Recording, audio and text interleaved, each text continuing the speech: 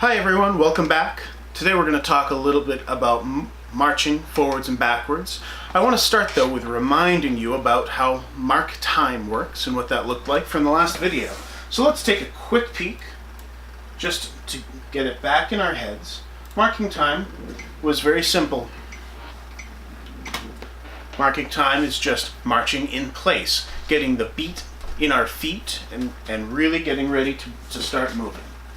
Now, when we're ready to move, when we're going to be marching forward, you will get the command, forward, march. And on that, immediately after that command, we'll always step off with our left foot. Now, we want to think about actually pushing off with our right foot. Forward, march, push, step.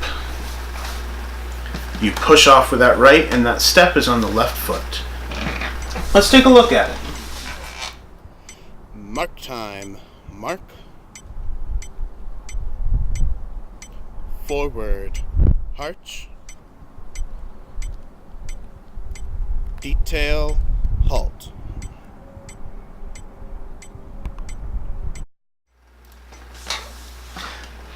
Right, so that was a pretty good example of Russell, of a simple exercise we would do 8 steps forward, right?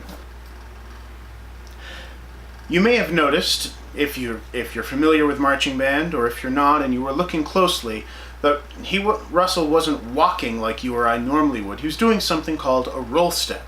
Roll stepping is where you lift your toes very high as they come forward and roll through your foot, lifting your heel back when it's behind you.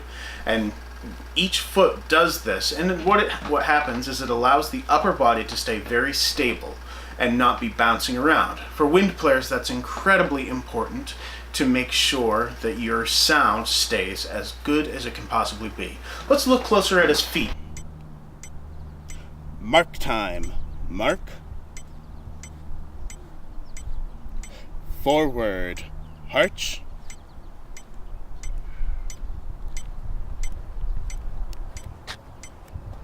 Alright, so if you were looking at that closely, you could see those toes get real high up. You almost could read the bottom of his shoe if you needed to.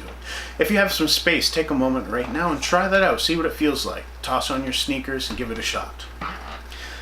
Now, once you're marching, you need to be able to stop. And to stop, we give the command, detail, halt.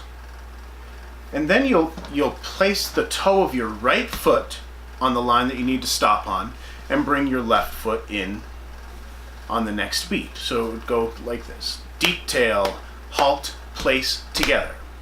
Let's take a look at it. Mark. Forward.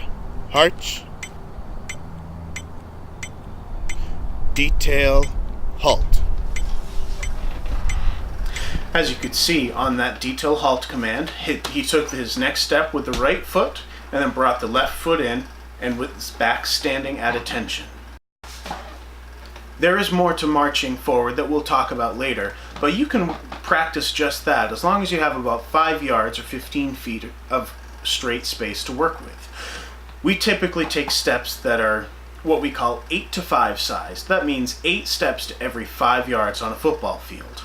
22.5 inches for those of you that want to do the math. If you can find a field to practice that on, great. If you just have your own space and you can kind of roughly try that, that's okay too. Let's move on to backwards. Backwards marching is tricky. It will feel unusual. It will feel a bit unnatural to you, I promise.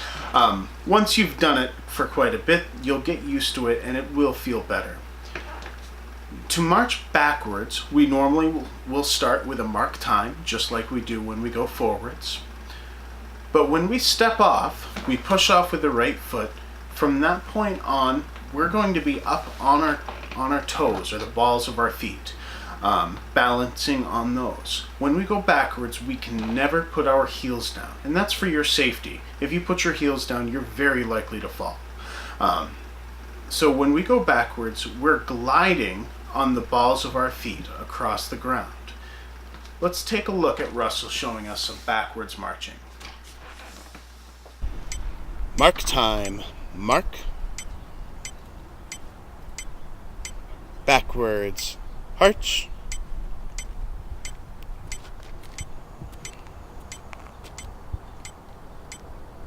Just like roll stepping when we go forward, this technique should allow your upper body to stay quite stable and steady so that you can play with beautiful tone all the time.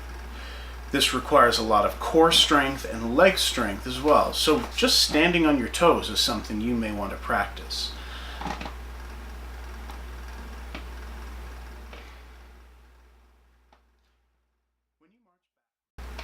When we march backwards, we should have our heels about approximately 1 inch off the ground. If you were marching through grass, you should feel just a little bit of pull from the grass. When we're marching on the tar in the parking lot, you'll feel really like you're gliding. You just barely lift your toe, the balls of your foot off the ground to pull them across, and your heels never go down.